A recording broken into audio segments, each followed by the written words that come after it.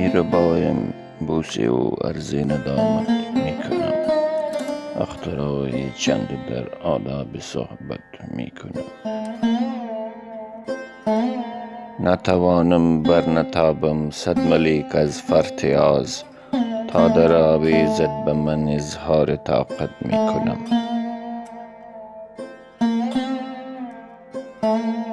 گویی از دشواری غم اندکی دانسته است، میکشد به جرم و می داند مروت میکنم. در تپش هر ذره از خاکم سویدای دل است، هرچی از من رفته هم خویش قسمت میکنم.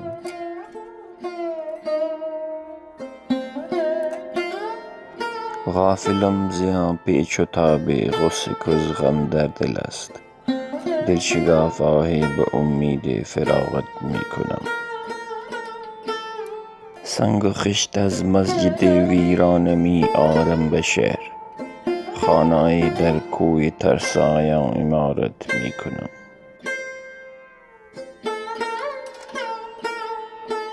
کرده ایم ایمان خود را دستمزد خویشتن، می تراشم پیکر از سنگ و عبادت میکنم.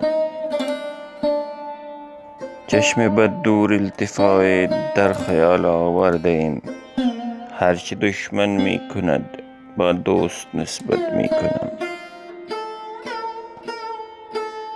دستگاه گلفشانی های رحمت دیدم، خنده بر بی برگی توفیق دعوت میکنم.